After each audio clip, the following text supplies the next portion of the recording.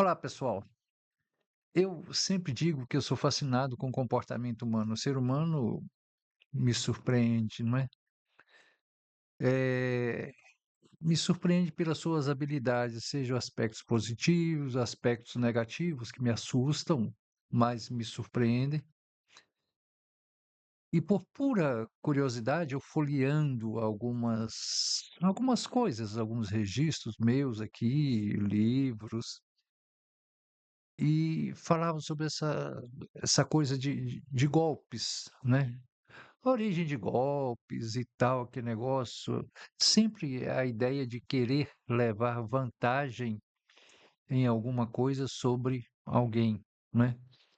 E eu achei interessante, falei: "Gente, deixa eu dar uma olhadinha aqui na internet, ver se tem alguma coisa". E me encantou, entendam. Olha o título: "Os primeiros golpes da história, fraudes e enganações famosas". Eu falei: "Gente, é porque a gente pensa assim, essas fraudes, esse negócio é hoje, é internet, essa facilidade, mas isso eu não vou dizer que é da natureza humana, é feio, né. Não, não é legal dizer que é da natureza humana, mas o ser humano é muito disso, né. Ele é muito volúvel, eu diria. Não estou dizendo que seja uma regra geral, por favor. Mas eu estou falando meio que me risonho assim, porque eu confesso que eu fiquei muito surpreso com isso. E fui lá pesquisar. E algumas coisas me chamaram muita atenção lá nessa antiguidade. Então, desde a antiguidade, o ser humano tem usado a sua astúcia, não apenas para criar, que o ser humano é criativo, né? Mas também para enganar, para enganar. Então, ao longo da história, diversas situações revelam como mentiras bem arquitetadas, né, foram capazes de manipular povos inteiros, enganar autoridades e até provocar mudanças políticas. Veja bem, séculos e séculos atrás. A gente não vive isso hoje. Então, vamos lá, alguns exemplos que eu achei bem interessante. Eh, eh, por que é importante isso aqui? É que a gente passa a entender, a conhecer um pouco como essas tramas ajudam a entender o que o desejo de levar vantagem, infelizmente, né, pessoal, o desejo de levar vantagem, ele permanece, ele acompanha a humanidade desde os seus primórdios. Que alguns exemplos interessantes. No século sétimo antes de Cristo, existiu lá uma falsa herdeira egípcia.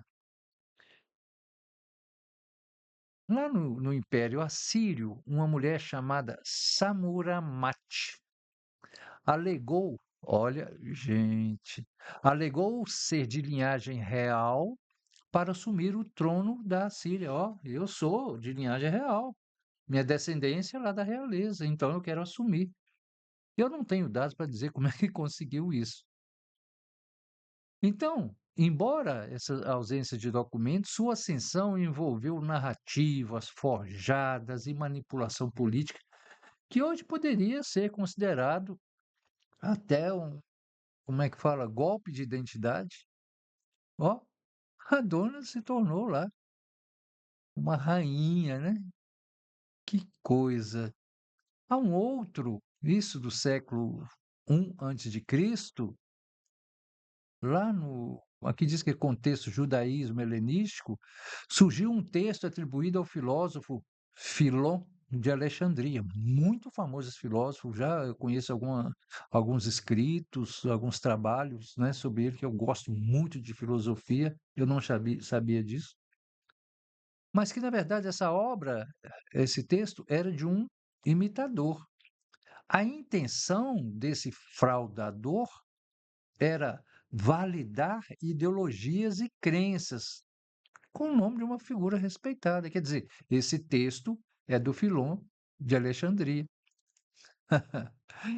Ai, ai, essa fraude literária é uma das mais antigas tentativas de manipular ideia usando autoridade falsa.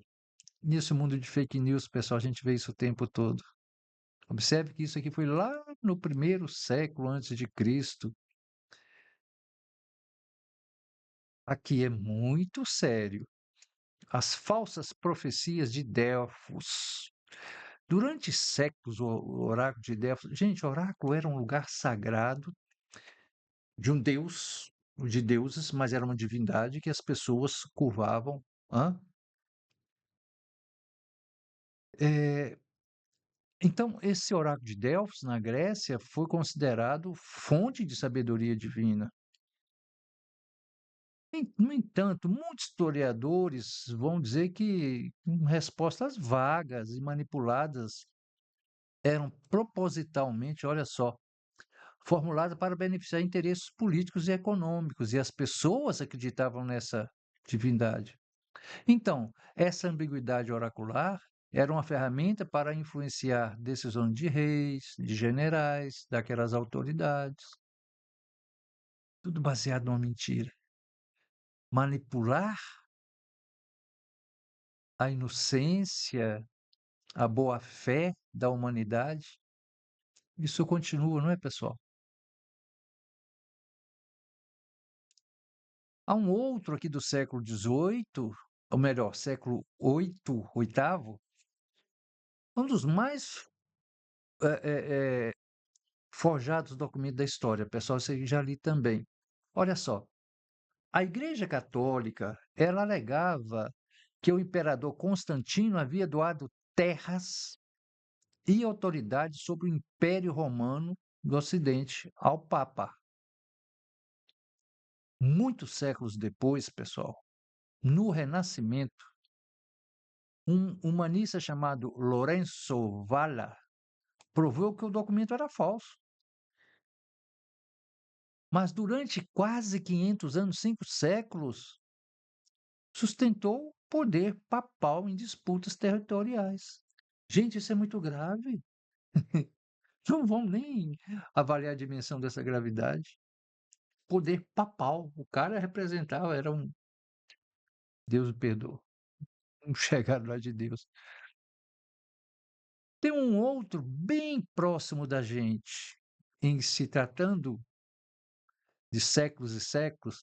No século XIV, o rei Filipe IV, lá na França, estava por aqui de dívida com os templários e arquitetou uma campanha bem bolada, artimanha, ai, ai, para destruí-los, né?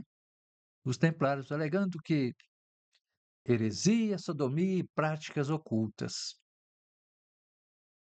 imputando a eles, aos templários, né? Heresia, sodomia e práticas ocultas. A acusação foi baseada em confissões sob tortura ao crime. O objetivo era, claro, confiscar os bens da ordem dos templários. Uma julgada política disfarçada de justiça divina. É cada uma, né, pessoal? O povo é muito criativo. Último exemplo aqui, a coroa de Hierão. Rei Hierão II de Siracusa desconfiava que a coroa feita por um ourives não fosse inteiramente de ouro. Não, majestade, é ouro sim, é ouro puro. Mas aquele rei falou: será que é mesmo? Sabe quem que esse rei chamou para analisar isso? Ninguém mais, ninguém menos que Arquimedes. Para resolver essa questão, chamou ele. Descobriu por meio da densidade dos materiais que havia prata na composição. Tudo bem, hoje nós sabemos, hoje, 2025, século XXI, sabemos que, eu sou formado em metalurgia, que não existe essa coisa de uma joia de ouro puro, é sempre liga metálica. Ouro, no máximo 11%. Fraude? Não. É questão de reação química mesmo. A esperteza desse artesão, no caso, foi desmascarada pela genialidade científica. Pessoal, aqui o que importa, só para a gente encerrar, é que esses mecanismos de enganação sempre existiram. Por isso que eu falei, será que isso é da natureza humana? Porque sempre são baseados em três elementos: confiança, oportunidade e dissimulação. Toda fraude baseado nesse tripé: confiança, oportunidade e dissimulação. O que é que a gente vê hoje nesse mundo digital? Quais são os métodos? Sedução, falsidade, promessa de vantagem. Continua sendo tudo a mesma coisa, pessoal. Interessante? É um pouquinho hilário, né, esse vídeo aqui, mas, enfim, me chamou muito a atenção. Não estou falando que a atitude das pessoas, porque eles herdaram isso do passado, que justifica. Não, não é nada disso, não. Tá bom? A única coisa que justifica é você que ainda não se inscreveu no nosso canal, se inscrever, acionar o sininho para você receber informações aqui sempre às terças e quintas ao meio-dia. Um obrigado, pessoal. Até daqui a pouco. Um abraço.